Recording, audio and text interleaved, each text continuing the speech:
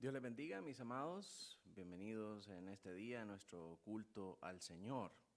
Este día que es el Día del Señor. Como ustedes saben, mi esposa se encuentra con esta terrible enfermedad del COVID. A Dios gracias, ella está muy bien, está mejorando y está con sus medicinas.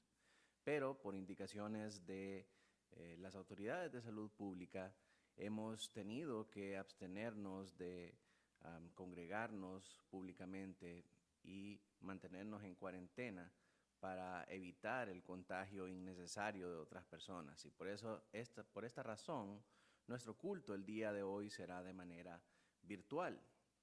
Así que antes de comenzar con nuestro culto al Señor, yo quiero invitarlo para que podamos leer juntos la porción de la Escritura dentro de nuestro plan de lectura que corresponde para el día de hoy. Y esta es Génesis 3. Génesis 3. Si usted lo puede buscar y leerlo juntamente conmigo ahí desde su casa, le voy a pedir que por favor pueda acompañarme en la lectura. Pero la serpiente era astuta más que todos los animales del campo que Jehová Dios había hecho, la cual dijo a la mujer: ¿con que Dios os ha dicho, no comáis de todo árbol del huerto? Y la mujer respondió a la serpiente: del fruto de los árboles del huerto podemos comer, pero el fruto del árbol que está en medio del huerto, dijo Dios, no comeráis de él, ni le tocaréis, para que no muráis. Entonces la serpiente dijo a la mujer: no moriréis, sino que sabe Dios que el día que comáis de él, serán abiertos vuestros ojos y seréis como Dios, sabiendo el bien y el mal. Y vio la mujer que el árbol era bueno para comer y que era agradable a los ojos y árbol codiciable para alcanzar la sabiduría. Y tomó de su fruto y comió, y dio también a su marido, el cual comió así como ella. Entonces fueron abiertos los ojos de ambos y conocieron que estaban desnudos, y entonces cosieron hojas de higuera y se hicieron delantales. Y oyeron la voz de Jehová Dios que se paseaba en el huerto el aire del día, al aire del día, y el hombre y su mujer se escondieron de la presencia de Jehová Dios entre los árboles del huerto. Mas Jehová Dios llamó al hombre y le dijo: ¿dónde estás tú? Y él respondió: oí tu voz en el huerto y tuve miedo, porque estaba desnudo y me escondí. Dios le dijo: ¿quién te enseñó que estabas desnudo? ¿Has comido del árbol del que yo te mandé no comieres? El hombre respondió: la mujer que me diste por compañera me dio del árbol y yo comí. Entonces Jehová Dios dijo a la mujer: ¿qué es lo que has hecho? Y dijo la mujer: la serpiente me engañó y comí. Jehová Dios dijo a la serpiente: por cuanto esto hiciste, maldita serás entre todas las bestias y entre todos los animales del campo, sobre tu pecho andarás, y polvo comerás todos los días de tu vida. Y pondré enemistad entre ti y la mujer, entre tu simiente y la simiente suya. Esta te herirá en la cabeza, y tú le herirás en el carcañal. A la mujer dijo: multiplicaré en gran manera los dolores en tus preñeces. Con dolor darás a luz los hijos, y tu deseo será para tu marido, y él se enseñoreará de ti. Y al hombre dijo: por cuanto obedeciste a la voz de tu mujer, y comiste del árbol de que te mandé diciendo, no comerás de él, maldita será la tierra por tu causa, con dolor comerás de ella todos los días de tu vida. Espinos y cardos te producirá, y comerás plantas del campo. Con el sudor de tu rostro comerás el pan hasta que vuelvas a la tierra, porque de ella fuiste tomado, pues polvo eres y polvo volverás. Y llamó a Adán el nombre de su mujer Eva, por cuanto ella era madre de todos los vivientes. Y Jehová Dios hizo al hombre y a su mujer túnicas de pieles y los vistió. Y dijo Jehová Dios: he aquí el hombre es como uno de nosotros, sabiendo el bien y el mal. Ahora pues, que no alargue su mano y tome también del árbol de la vida, y coma y viva para siempre. Y lo sacó Jehová del huerto de Edén, para que labrase la tierra de que fue tomado. Echó pues fuera al hombre, y puso al oriente del huerto de Edén querubines y una espada encendida que se revolvía por todos lados para guardar el camino del árbol de la vida. Esta es la porción de la Escritura para este día, el primer texto que nos corresponde. Le queda a usted de tarea continuar con el plan para que podamos leer la Biblia en un año según el plan que nos hemos trazado en este 2021. Así que acompáñeme para que busquemos el rostro del Señor en oración y encomendemos a Él nuestro culto de este día. Padre nuestro que estás en los cielos, santificado sea tu nombre. Grande eres tú, Señor, entre toda la tierra.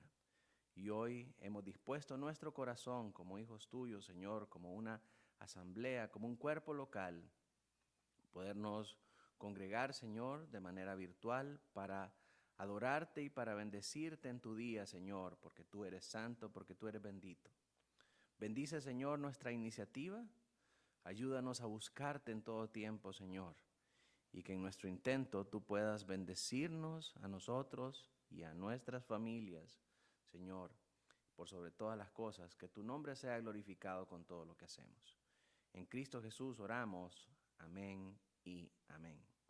Le invito entonces en este momento para que nos acompañe para un tiempo de cantos al Señor. Santo, Santo.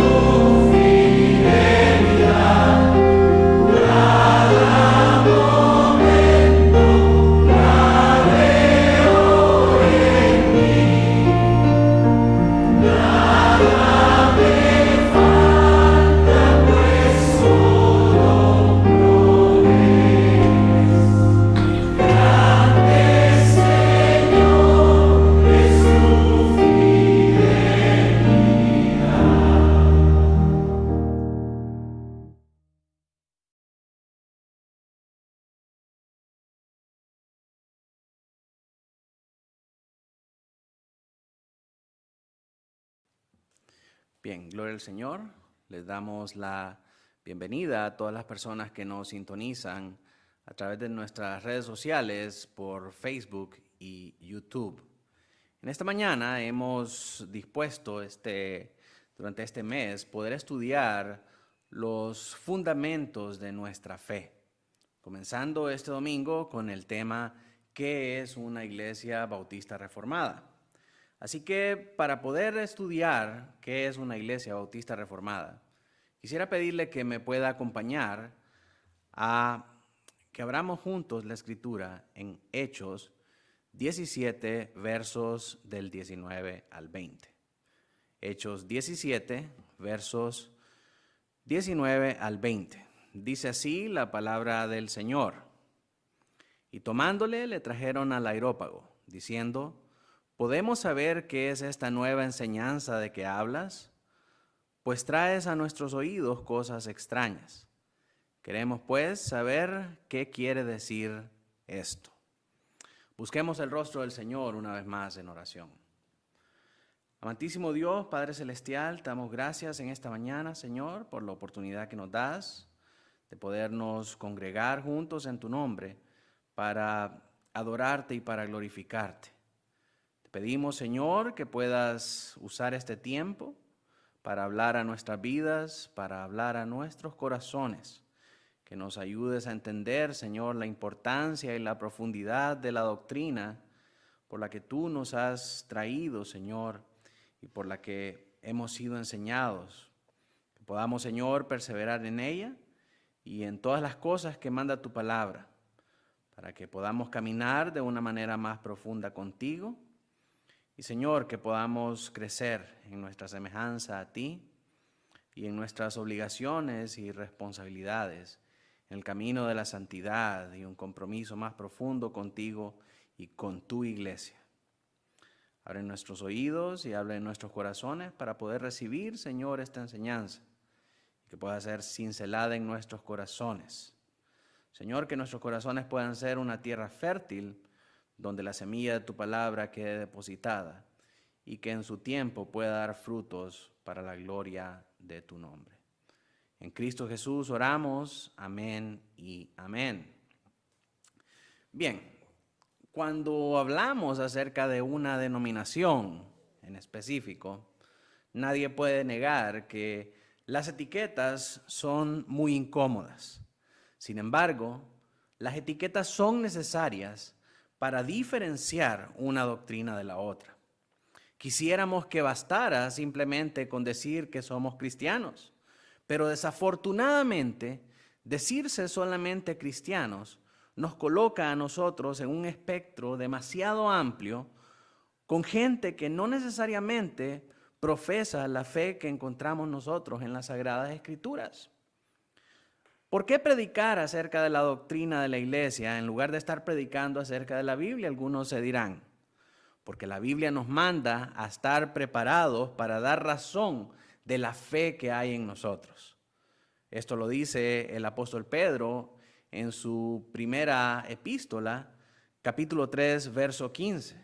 Dice así: sino santificad a Dios, el Señor, en vuestros corazones, y estad siempre preparados para presentar defensa con mansedumbre y reverencia ante todo el que os demande razón de la esperanza que hay en vosotros. Mis hermanos, esto es muy importante porque el mundo siempre quiere saber qué creemos. ¿Por qué creemos lo que creemos? Para así poder cuestionarnos, para hacernos dudar o para adoctrinarnos por sus caminos de perversión y de maldad, tal como el diablo se acercó a Eva para cuestionar lo que Dios les había dicho. Si no, recuerde usted cómo se acerca el diablo a la mujer. Le dice: con que eso te dijo Dios. La hace dudar, cuestiona su fe, cuestiona lo que Dios le había dicho. Así que tenemos que estar preparados para que cuando nos pregunten como a Pablo, ¿qué es esta enseñanza que tú traes?, nosotros podamos presentar defensa de nuestra fe, como nos dice Pedro. Si a usted le preguntan qué quiere decir bautista reformado, ¿en qué creen los bautistas reformados?, Mi amado, usted tiene que saber qué va a contestar. Así que es mi intención esta mañana que al estudiar estas cosas juntos, que usted pueda tener las herramientas necesarias para que sea capaz de contestar estas preguntas.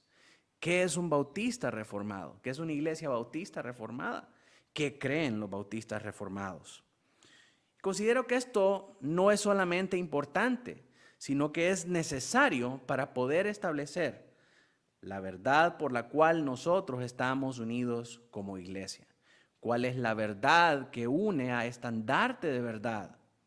¿Cuál es la verdad por la cual hemos sido congregados aquí en este lugar a enseñar, a crecer, a edificar, a sobrellevar unos las cargas de los otros y a poder continuar haciendo la obra del ministerio en esta ciudad? ¿Cuál es esa verdad que nos une? Y que de esa manera podamos definir qué es en sí una iglesia bautista reformada. Pero para poder definir qué es una iglesia bautista reformada, primero necesitamos definir qué es una iglesia. ¿Qué es una iglesia? Y esto es muy importante, mis amados, porque muchos ni siquiera saben qué es una iglesia. Esto es necesario, definir qué es una iglesia es necesario, porque cada quien tiene una idea diferente de lo que debería de ser una iglesia o de lo que es una iglesia. Para unos, la iglesia pinta un cuadro un tanto familiar. Tiene que ver más con las familias que nos reunimos para alabar a nuestro Señor en este lugar, de la misma manera como nos reuniríamos para ir a ver a nuestros abuelos, para visitar la casa de los abuelos, para amarnos y servirnos los unos a los otros. Y en cierto sentido, sí es así, pero si nos quedamos solamente con esa definición, el cuadro estaría incompleto. ¿Por qué razón? Porque hay exigencias que cada uno tiene en el marco de una iglesia local, y eso lo vamos a ver más adelante. Porque si la iglesia es solamente una reunión familiar, entonces cada vez que nos reunimos se convierte en algo que simple y sencillamente no tenemos que tomarnos tan en serio. Es solo una reunión familiar y mientras pensemos de la iglesia de esta manera, solamente nos vamos a enfocar en pasarla bien, en tener un buen tiempo juntos. Y de ahí cada quien se vuelve a su casa y las cosas siguen como que si nada hubiera pasado. Desafortunadamente, muchos viven sus vidas de iglesia de esta manera. Van a la iglesia buscando solamente tener un buen tiempo el domingo y cuando termina la jornada de la reunión, vuelven a sus casas y a sus vidas como que si nada hubiera pasado. Y esto es terrible. Así que necesitamos tener un buen concepto de lo que es la iglesia. No puede ser solamente un cuadro familiar. Ser una familia de la fe es importante, pero no es todo en la iglesia.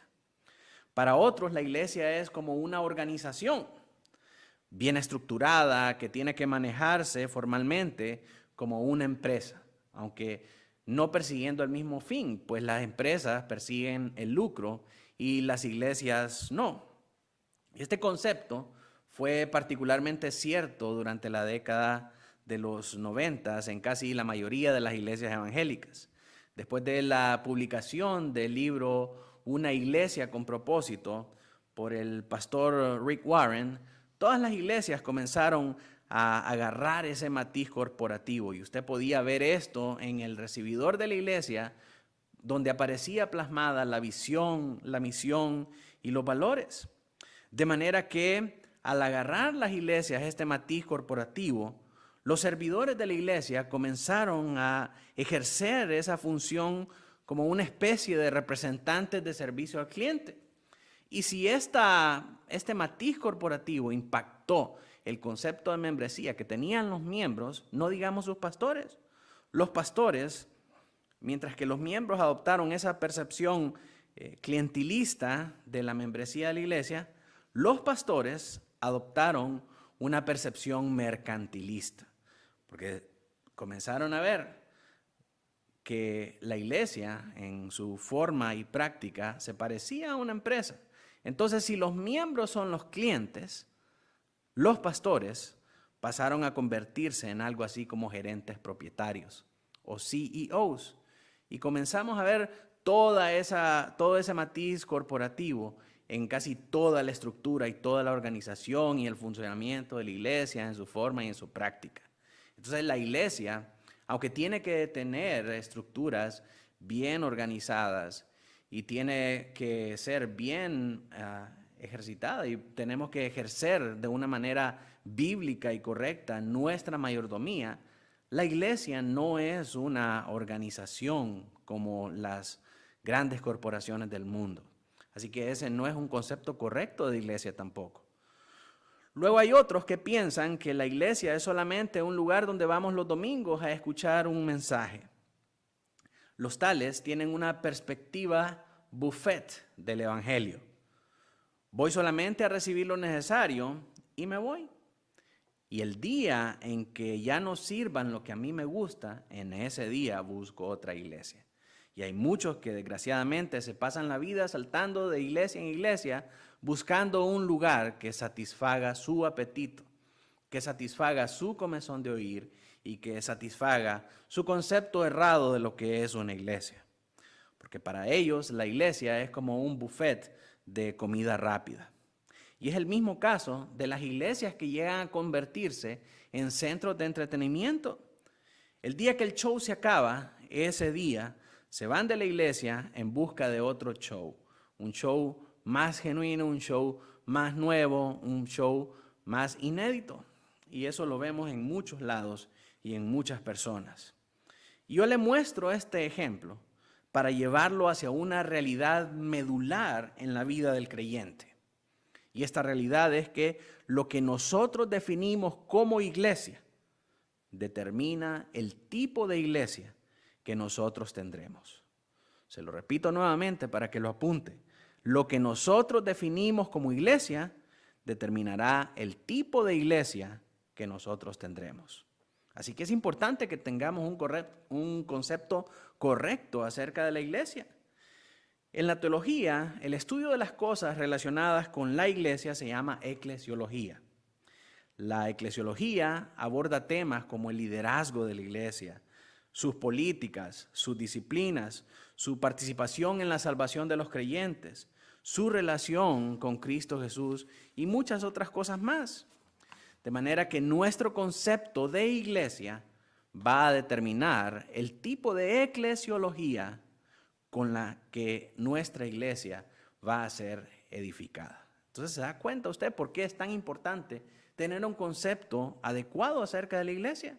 Porque lo que determina nuestro concepto de iglesia va a ser el tipo de iglesia que nosotros tenemos, va a ser el tipo de edificación que nosotros hagamos.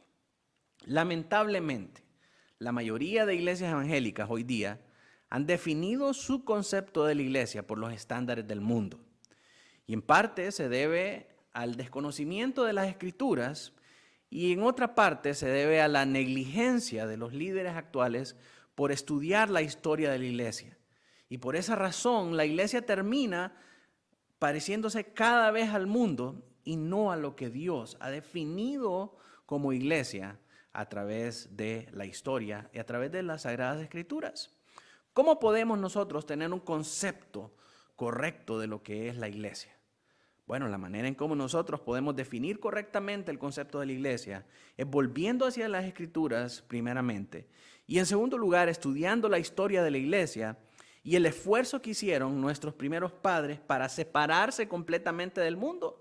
La iglesia ha sido una institución que está completamente separada del mundo y no se parece a nada del mundo. Es hasta el siglo XVIII que comienza a adoptarse ese sentimiento y ese impulso porque las iglesias tengan un parecido a las cosas que están siendo relevantes en el mundo. De manera que la iglesia siempre es y ha sido una institución completamente diferente y alejada del mundo. Así que debemos nosotros retomar ese concepto, debemos retomar esa iniciativa de nuestros primeros padres mandada por Dios en la Escritura a separarnos del mundo y enfocarnos en lo que Dios dice en su palabra que debería ser la iglesia, en lugar de hacerlas parecidas o homologarlas con el mundo. Como bautistas, nosotros tenemos una confesión de fe que redactaron los ancianos y los miembros de varias congregaciones en Londres en 1689. Es en Londres donde nace primeramente la denominación bautista. Y estas personas, estos ancianos y estos miembros eran gente igual que nosotros, que compartían el mismo celo por la palabra de Dios, porque la palabra de Dios fuera la que moldeara su eclesiología. Así que esa confesión que define y que moldea nuestra fe y nuestra eclesiología se llama la Segunda Confesión Bautista de Londres de 1689. La eclesiología contenida en la Confesión de Londres es, como nosotros decimos, el tesoro o la joya preciosa en la corona de los bautistas. ¿Por qué razón? Porque los bautistas, en el marco de su historia, definen la iglesia en base a la Escritura, mientras que algunas otras denominaciones de la época, de este tiempo de la Reforma, centran la importancia de la iglesia en otras cosas. Por ejemplo, para la Iglesia Católica, lo más importante en la iglesia era el Papa de Roma. Tenemos también los presbiterianos. Para los presbiterianos, lo más importante de la iglesia eran sus sínodos o sus conglomeraciones de pastores. Para los anglicanos, lo más importante de la iglesia eran pastores. No podían haber iglesias sin pastores. Y para los congregacionalistas, lo importante de una iglesia eran las votaciones democráticas en la asamblea. Sin embargo, para los bautistas, la importancia de la iglesia o la materia prima para la edificación de la iglesia está en sus miembros, yace en su membresía.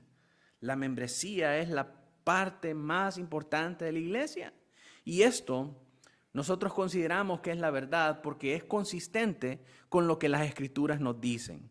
Miremos lo que nos dice a nosotros el apóstol Pedro, siempre en su primera epístola, capítulo 2, verso 5. Dice así: vosotros también, como piedras vivas, sed edificados como casa espiritual y sacerdocio santo, para ofrecer sacrificios espirituales aceptables a Dios por medio de Jesucristo. Entonces, no es solamente una cuestión de que la confesión así lo dice, sino es porque lo que la confesión dice es consistente con las Sagradas Escrituras. Ahora, piensa por un momento esto. Los bautistas llegaron a esta determinación, pero los anglicanos y los presbiterianos encuentran en sus Biblias que la importancia de la iglesia son las cosas que vimos. Para los anglicanos son los pastores y para los presbiterianos son los sínodos, así de manera respectiva. Y ellos lo manifiestan de esa manera en sus confesiones. Y ellos llegan a esta deducción totalmente diferente a la deducción que llegan los bautistas, utilizando y leyendo la misma Biblia que todos leemos. Entonces, ¿quién de ellos tiene la razón? ¿Quién tiene el concepto correcto de qué es lo más importante en una iglesia? Mis amados, independientemente de que una persona sea bautista o que sea presbiteriano o que sea anglicano o que sea congregacionalista, debemos buscar la definición que sea más consistente con todo el consejo de la palabra de Dios. Es la palabra de Dios la que va a determinar y definir qué es lo más consistente y cuál es la definición que prevalecerá. Y con esto yo no estoy afirmando que solamente los bautistas son los que tienen la razón, únicamente los bautistas tienen la razón. No es eso. Antes de la confesión bautista estuvo la confesión de Westminster, que es la confesión de los presbiterianos. Fue la primera confesión reformada que tuvimos en el marco del desarrollo ya de las denominaciones específicamente como tal. Obviamente hay unas que son más antiguas, más históricas, como la Confesión de Augsburgo de los luteranos en el tiempo de Lutero y de Philip Melanchthon, pero ya en tiempos posteriores, ya cuando comenzaba a tomar forma las denominaciones protestantes, la primera confesión que hubo en 1644 fue la Confesión de Westminster, fue antes de la Confesión Bautista.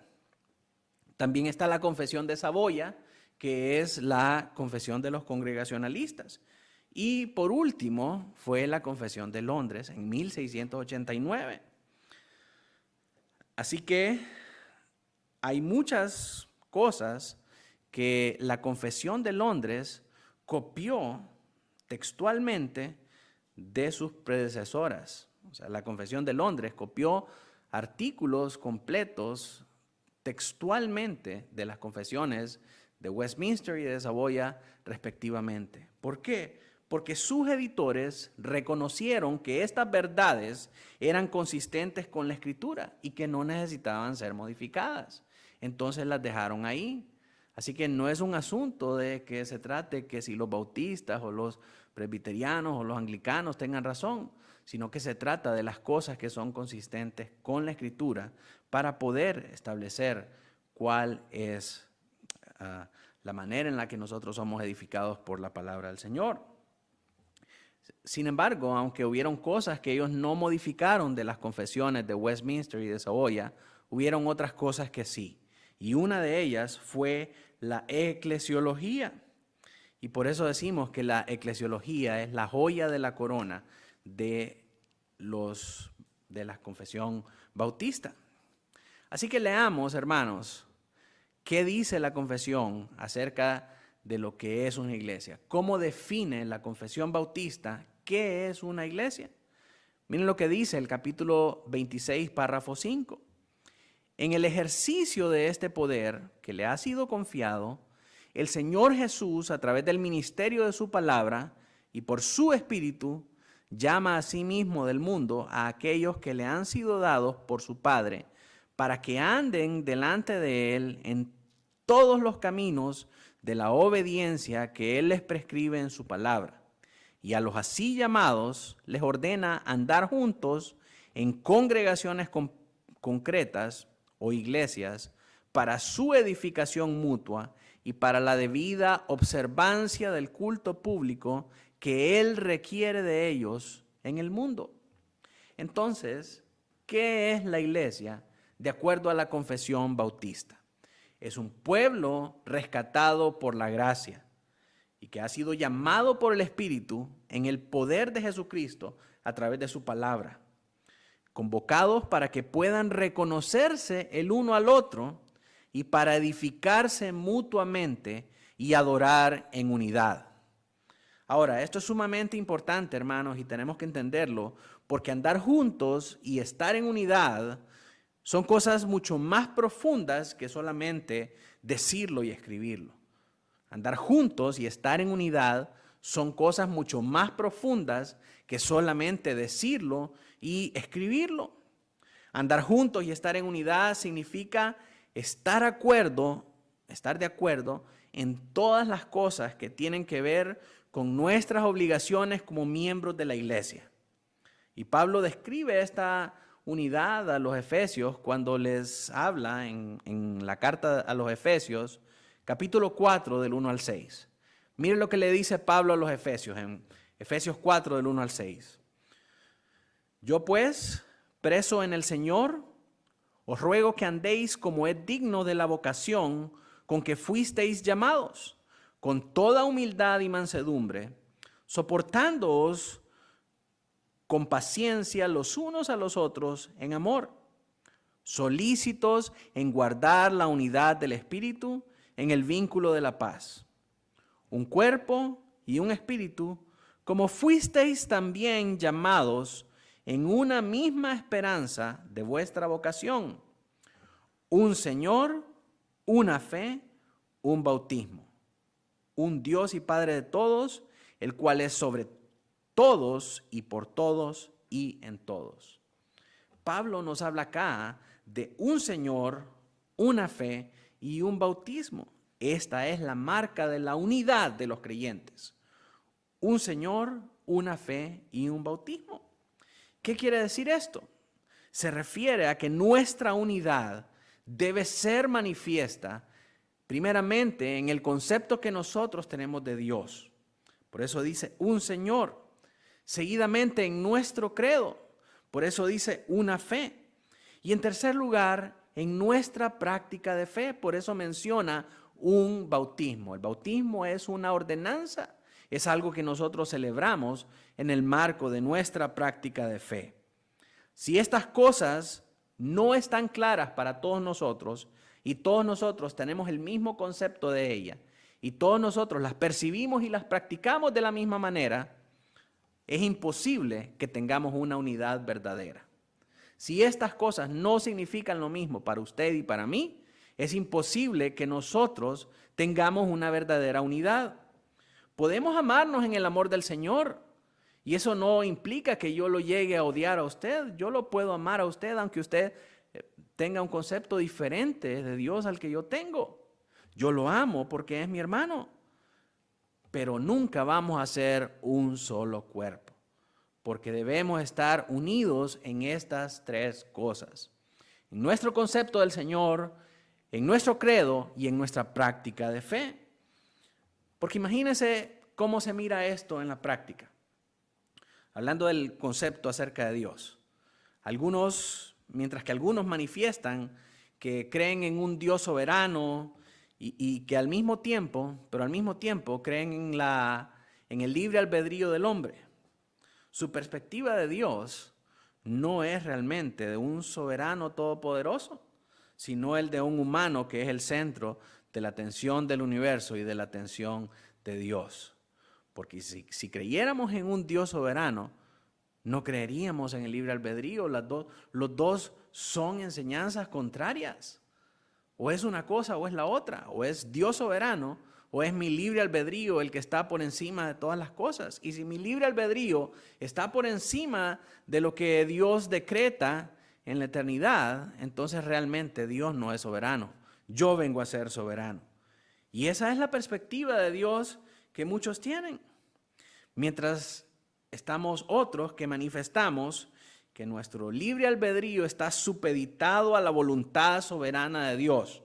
Por lo tanto, ese libre albedrío no es tan libre como nosotros pensamos, porque Dios efectivamente es el soberano y tiene el control absoluto de todas las cosas. Entonces son dos posturas completamente diferentes que no nos impiden amarnos como hermanos en Cristo, pero sí nos impiden tener unidad al manifestar un solo Dios, un solo concepto de Dios, un solo credo y una sola práctica de fe. Y hermanos, si cosas tan elementales como estas no están resueltas en un cuerpo de creyentes, aunque el amor es posible, la unidad no será posible. Y Dios nos manda a que andemos en unidad. Esto lo vimos en Efesios y lo vemos también en otros pasajes de la Escritura.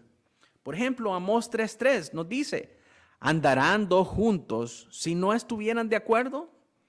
Por lo tanto, la unidad en nuestra perspectiva de Dios, en su doctrina y en nuestra práctica de fe debe estar claramente definida si queremos edificar una iglesia unida y saludable. Estas cosas tienen que estar claras para todos nosotros y tenemos todos que confesarlo de la misma manera. Y el ejemplo que le di solamente es de la unidad acerca de la perspectiva de Dios. Si eso es un problema, si la perspectiva de Dios es un problema, imagínese cuando hablemos acerca de nuestro credo y de nuestra práctica de fe. Nos estamos metiendo en discusiones como: yo creo que los dones sobrenaturales como profecía y lenguas aún están vigentes, mientras que otros manifestamos que esos dones ya cesaron porque eso es lo consistente con todo el consejo del Señor. Y lo leímos anteriormente en Hebreos capítulo 1, versos 1 y 2. Dios, habiendo hablado en otros tiempos a través de sus siervos los profetas, en estos tiempos nos ha hablado por medio de su Hijo Jesucristo. Entonces, nuestro credo se basa en la consistencia de las Escrituras, no en lo que yo pienso o lo que yo siento. Y cuando hablamos del credo, tenemos que estar unidos en asuntos que definen nuestro credo también. En cuanto a la práctica de fe, cuando nos vamos a la práctica de diferentes situaciones en nuestra iglesia, tenemos, por ejemplo, algún caso reciente en el que alguien está de acuerdo con presentar a los niños ante la congregación después de los 40 días de nacido. Se acercan al pastor y le dicen: pastor, yo quiero presentar a mi hijo recién nacido, ya tiene 40 días y según lo que manda la Escritura debemos presentarlo ante la asamblea. Y eso es un poco complicado, hermanos, porque mientras que otros en otro tiempo practicamos esas cosas, encontramos por la luz de las Escrituras que presentar a los niños es una práctica que, aunque es muy bonita, es completamente antibíblica y lleva consigo una gran herencia de superstición por parte de los padres.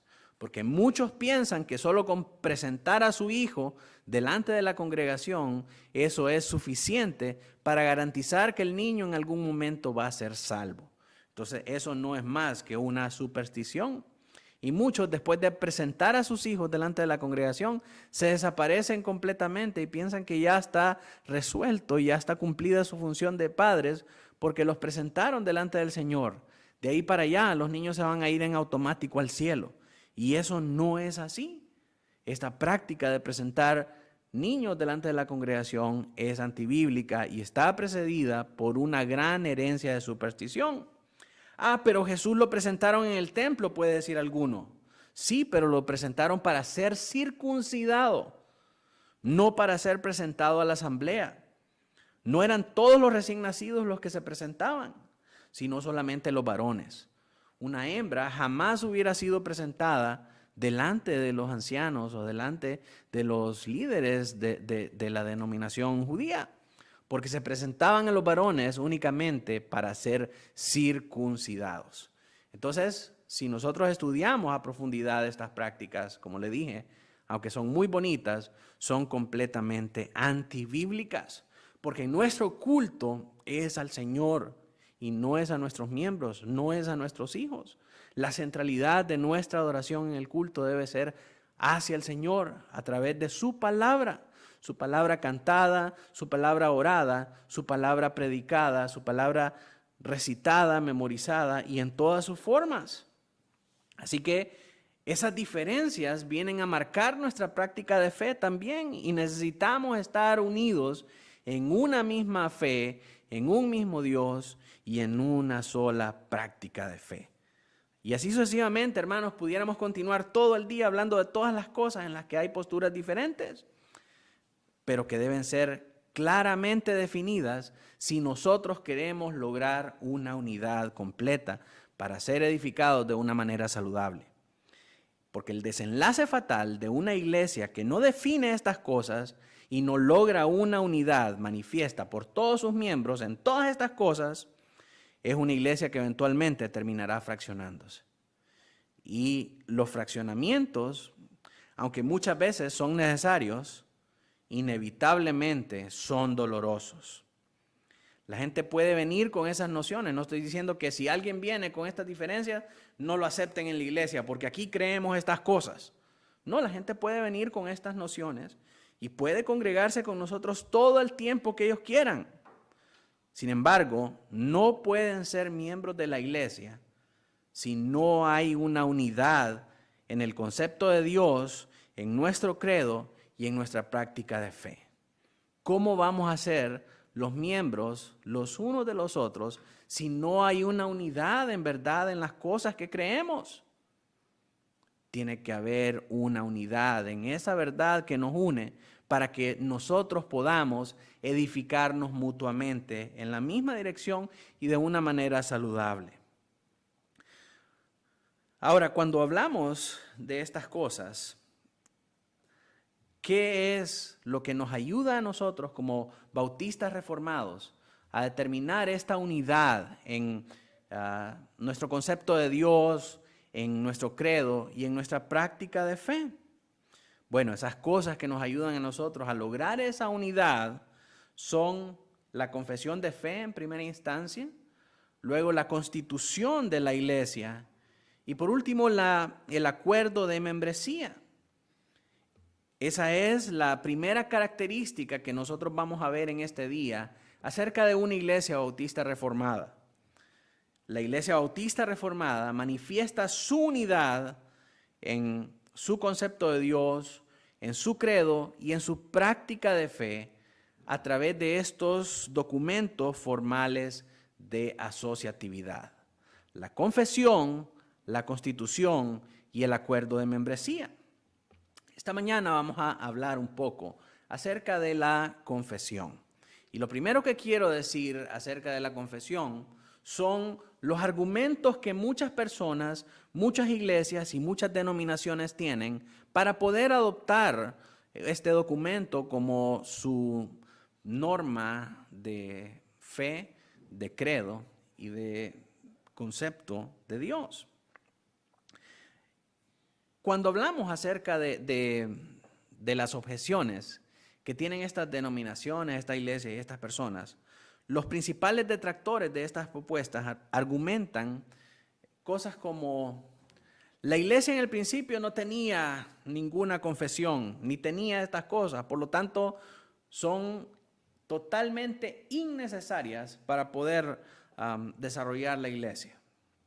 Otra de las cosas que dicen es que para amar al Señor solamente necesitamos la Biblia. También nos encontramos con posturas como: la Biblia es la única autoridad en la vida del creyente. También dicen: sujetarse a confesiones de hombres es un llamado al legalismo. Y todos estos argumentos pasan principalmente por el desconocimiento de las Escrituras. Porque solo para dilucidar algunos de estos argumentos debemos estudiar en las Escrituras y darnos cuenta que las iglesias en el Nuevo Testamento sí tenían estos credos y confesiones, sí eran parte de la cultura de la iglesia. Por ejemplo, cuando estudiamos la primera carta de Timoteo, vimos que habían ciertas verdades doctrinales en forma de himnos que eran comúnmente compartidas entre los creyentes y las iglesias. Como cuando Pablo le habla a Timoteo acerca del misterio de la piedad. Eso lo vimos en 1 Timoteo 3:16. Cuando Pablo le habla ahí a Timoteo, le dice 1 Timoteo 3:16, indiscutiblemente grande es el misterio de la piedad. Dios fue manifestado en carne, justificado en el Espíritu, visto de los ángeles, predicado a los gentiles, creído en el mundo, recibido arriba en gloria. Usted puede observar que este misterio de la piedad al que Pablo se está refiriendo es un compendio de verdades doctrinales que hacen referencia al Evangelio. En nuestras traducciones nosotros vamos a leer que este párrafo está presentado en forma de estrofas y algunas veces en letras cursivas, dependiendo de la traducción, es presentado también en letras cursivas para poder distinguirlo del resto de la carta. Según los eruditos bíblicos, esto es propio de estos antiguos cantos que proliferaban entre los primeros discípulos y era utilizado con fines didácticos para enseñar estas verdades a la iglesia de la misma manera en que Pablo se las está recordando aquí a Timoteo. De manera que la iglesia primitiva sí tenía estas confesiones de fe. Podríamos citar muchos otros pasajes que nos muestran esto. Pero, por ejemplo, la enseñanza de los apóstoles, que era conocida como la didascalia, que era un compendio de enseñanzas de los apóstoles acerca de las enseñanzas de Jesucristo. Habían estos documentos históricos que manifestaban o plasmaban de manera escrita la enseñanza de la Escritura, la manera en la que los primeros discípulos y los apóstoles creían acerca de la Escritura. En segundo lugar, tenemos aquellos que dicen: solo la Biblia es nuestra única autoridad. Solo la Biblia es la única autoridad y no tenemos que obedecer ninguna otra cosa. Y para los que dicen estas cosas, quiere decir entonces que si usted en su casa, usted ejercita su autoridad como padre de familia, ¿usted está usurpando la autoridad de la Biblia? Si regaña a sus hijos y sus hijos le contestan, no tengo por qué obedecerte porque mi única autoridad es la Biblia, ¿está usted usurpando la autoridad de la Biblia? ¿O acaso al ejercer su autoridad está atropellando el derecho de sus hijos a tener la Biblia como máxima autoridad? De ninguna manera, porque la Biblia le da la autoridad a los padres para corregir a los hijos y a los hijos para sujetarse a los padres. Y eso lo vemos cuando leemos Efesios 6 del 1 al 6. Dice, hijos, obedeced en el Señor a vuestros padres, porque esto es justo. Honra a tu padre y a tu madre, que es el primer mandamiento con promesa, para que te vaya bien y seas de larga vida sobre la tierra. Pero el ejercicio de esta autoridad no colisiona con la autoridad de la Escritura. ¿Por qué? Porque la Biblia le ha delegado autoridad a la familia. Aquí en Efesios 6, del 1 al 6. La Biblia, de la misma manera que la Biblia le ha otorgado autoridad a los oficiales de la iglesia. Vemos eso en Hebreos 13, 17, cuando nos manda a estar sujetos a nuestros pastores. Y también la Biblia le ha otorgado autoridad a las autoridades del Estado, a los gobernantes del Estado. Leemos esto en Romanos 13, del 1 al 17, cuando dice que estemos sujetos a nuestras autoridades para que podamos vivir en paz. Y esta autoridad que ejercen cada uno de estos órganos no colisiona con la autoridad de la Escritura. No está en contra de la autoridad de la Biblia, porque la Biblia es la autoridad, pero la autoridad divina en lo que se refiere a nuestra salvación, edificación y santificación. Así que ejercer la autoridad eclesial por medio de una confesión no colisiona o no menoscaba la autoridad de la Escritura. La Escritura es la autoridad divina, pero en asuntos pertinentes a nuestra salvación y a nuestra santificación. En asuntos pertinentes a nuestros deberes y a nuestras obligaciones como miembros de una iglesia, los credos y las confesiones son la autoridad. Y su autoridad no colisiona con la autoridad de las Escrituras. En tercer lugar, tenemos aquellos que creen que ahora reemplazamos la Escritura por la confesión. Entonces botemos la palabra y dejemos solamente la confesión. Ahora es que vamos a leer solamente la confesión y no vamos a leer la Escritura. Mis amados, cada enunciado en los 31 capítulos de la confesión y sus 400 párrafos hacen referencia por lo menos a media docena de versículos bíblicos en los que se apoyan las afirmaciones que ellas dicen. Y de hecho la confesión dedica todo un capítulo para hablar acerca de la suficiencia de las Escrituras y a definir a qué nos referimos por las Escrituras, porque eso es algo que tiene que ser definido también. Pues lastimosamente, mis amados, aquellos que tan celosamente se hacen llamar biblicistas, quiero decirles que no es suficiente solamente con llamarse biblicistas, porque aún los falsos maestros son bien bíblicos. Los falsos maestros se consideran biblicistas. Si no, mire usted cómo Satanás tentó a Jesús con la Biblia y nada más que la Biblia. El diablo también es biblicista. Si decimos que somos biblicistas, debemos especificar qué quiere decir eso. Porque, por ejemplo, la Biblia católica tiene todo un compendio de libros apócrifos. Y los católicos afirman que esos libros son parte del canon. Entonces, ser biblicista significa para los católicos creer en estos libros deuterocanónicos. Entonces, significa lo mismo para usted ser biblicista que significa ser biblicista para un católico. Si su respuesta, al igual que la mía, es no, entonces quiere decir que necesitamos definir ¿Qué significa ser biblicista? Para nosotros implica creer que la Biblia está compuesta por 39 libros del Antiguo Testamento y 27 libros del Nuevo Testamento.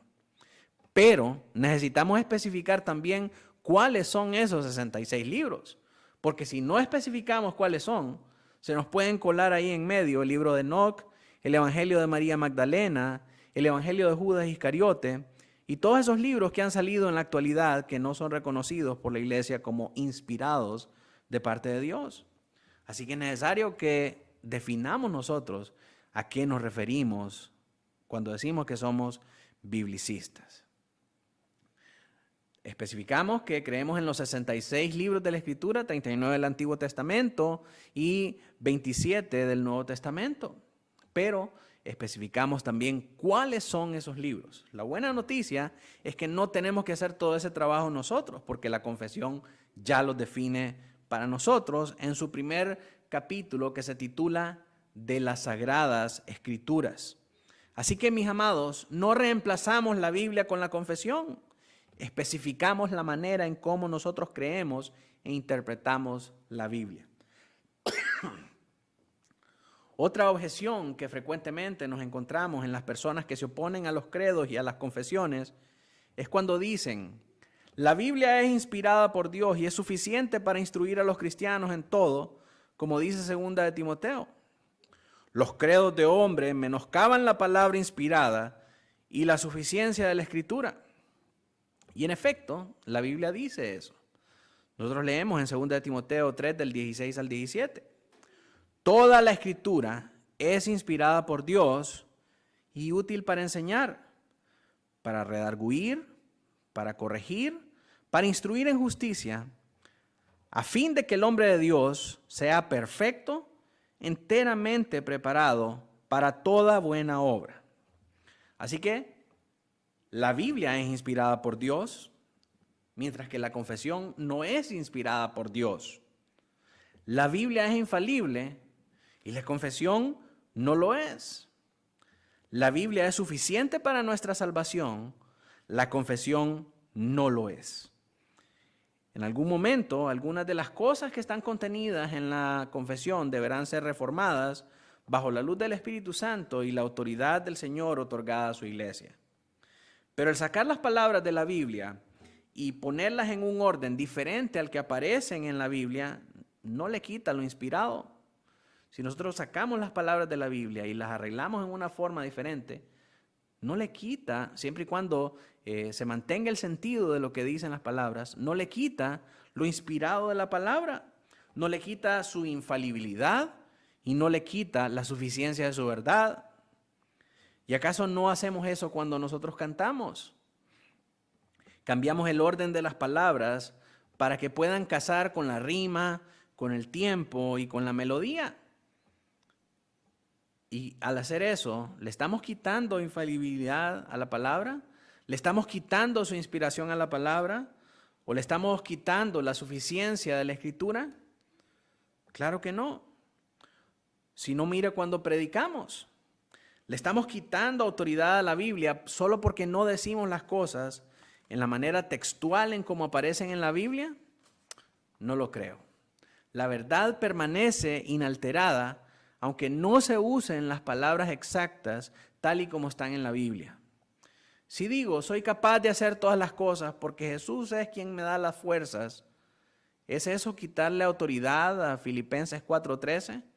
Que dice, todo lo puedo en Cristo que me fortalece. Es lo mismo, nada más que en un orden diferente, quizás más especificado o más amplio o más ambiguo, etcétera, etcétera. Pero si se mantiene el sentido original de la frase, no le estamos quitando suficiencia, infalibilidad y ninguno de los atributos de la palabra. La verdad permanece inalterada, aunque no se usen las palabras textuales que están en la Biblia. Y al final, mis hermanos, si nosotros quisiéramos que las palabras permanecieran inalteradas, leeríamos el Nuevo Testamento en griego koiné y el Antiguo Testamento en arameo y en hebreo. Entonces, de esa misma manera, Las confesiones no alteran la verdad que está contenida en las Escrituras solo porque las plantean de una manera diferente o más explícita que las que aparecen en la Biblia.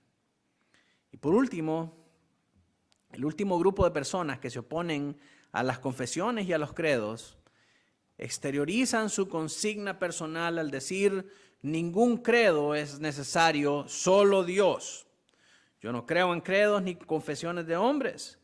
Dios y su palabra son mi credo.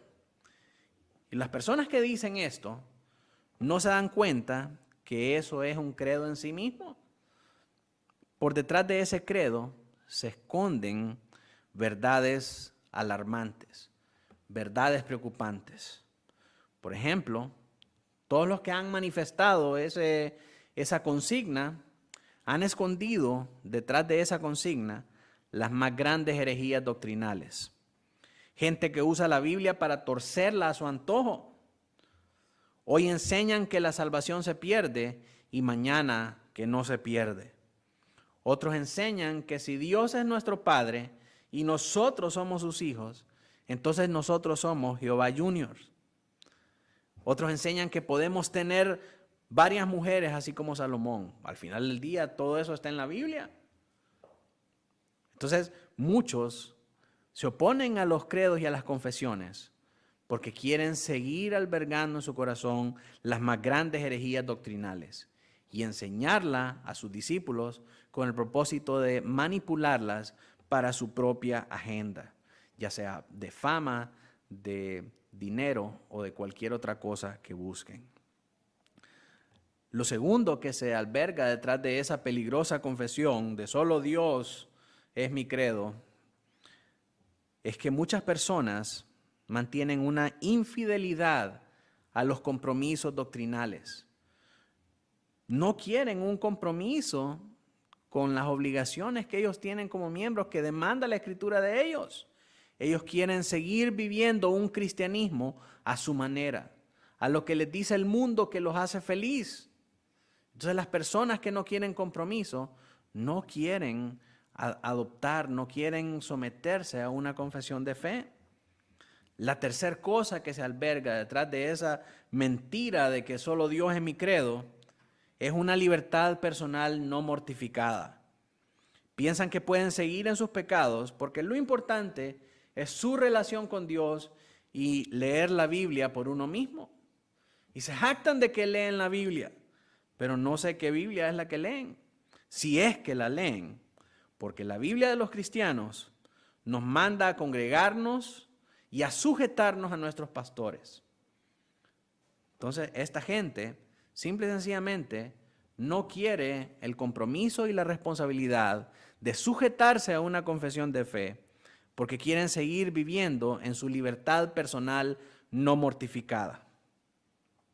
Otra de las falsedades que se alberga en esa falsa consigna es una aversión absoluta a la autoridad. Las personas no quieren rendir cuentas y rendir cuentas es algo que nos ayuda a nosotros a perseverar en el camino de la fe. En Santiago nos dice el Señor, confesaos los unos a los otros vuestros pecados. Y nos habla de cómo debemos orar también por eso y cómo la oración eficaz del justo puede mucho. Pero estas personas manifiestan una aversión absoluta a la autoridad diciendo solo Dios es mi credo y solo la Biblia es mi credo. Les pasa como el hijo de la casa.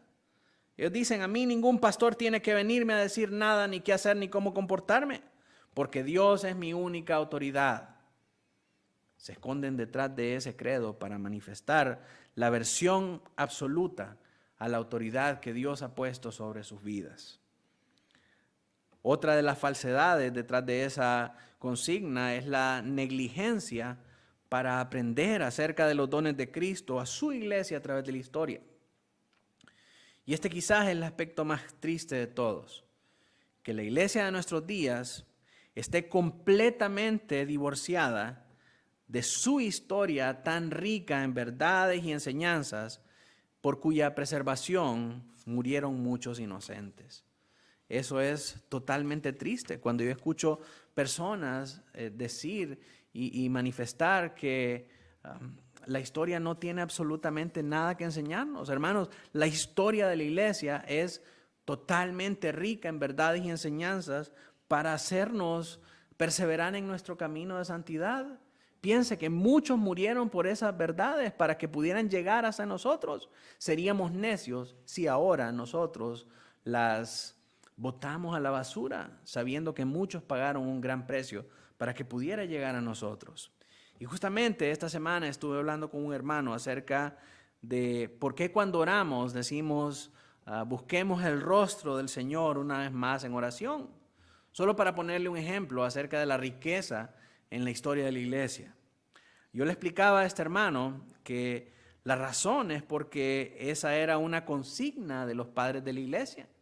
Ellos decían, caeriten facium eius semper.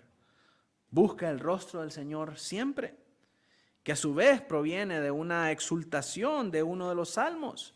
El Salmo 105:4 dice, buscad a Jehová y su poder, buscad siempre su rostro. ¿Se da cuenta? La consigna de los padres de la iglesia. Posteriormente, este se convirtió en uno de los eslogans más importantes del tiempo de la Reforma, que es Coram Deo, que estoy seguro que usted lo ha de haber escuchado. Coram Deo es vivir la vida en la presencia de Dios, bajo la autoridad de Dios, para la gloria de Dios, que es lo mismo al final del día que decir buscar su rostro siempre. Hermanos, no podemos estar divorciados de estas grandes verdades que están contenidas en la historia y en la tradición de la iglesia. Ser bautista reformado significa buscar la unidad en nuestro concepto de Dios, nuestro credo, nuestra práctica de fe. Y eso lo logramos a través de 3 documentos importantes en nuestra iglesia. Nuestra confesión histórica de 1689, nuestra constitución y nuestro acuerdo como miembros de la iglesia acerca de las responsabilidades que tenemos los unos con los otros. En estos próximos domingos subsiguientes vamos a estar estudiando más a profundidad cada uno de estos temas. Así que quiero invitarlo una vez más para que busquemos el rostro del Señor en oración. Amantísimo Dios, Padre Celestial, te damos gracias, Señor, en este día, porque nos permites profundizar más acerca de nuestras obligaciones y nuestras responsabilidades como miembros de tu iglesia. Permítenos, Señor, ahora poder adoptar este compromiso que tú requieres con nosotros, Señor, a través de nuestra confesión, a través de nuestra constitución y a través de un acuerdo de membresía, para que podamos, Señor, lograr verdaderamente una unidad en nuestro concepto de ti, Señor, como alto, sublime, todopoderoso y soberano, en nuestro credo, Señor, en nuestra doctrina y en nuestras prácticas como iglesia. Señor, para que haciendo esto podamos estar unidos no solamente en amor, sino que en la verdad. Y por consiguiente, en el amor que procede de esa verdad que nos une. Para que de esta manera, Señor, podamos ser edificados como una iglesia saludable que te glorifica por medio de sus obras, Señor, y de su exultación en alabanza. Permítenos que por medio de tu Espíritu Santo podamos lograr estas cosas, Señor, para ser testimonio de tu gloria en esta ciudad. En el nombre de Cristo Jesús oramos. Amén y amén.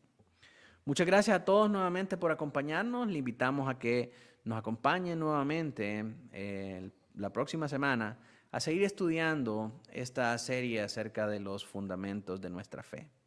Que Dios le bendiga y que continúe disfrutando el día del Señor.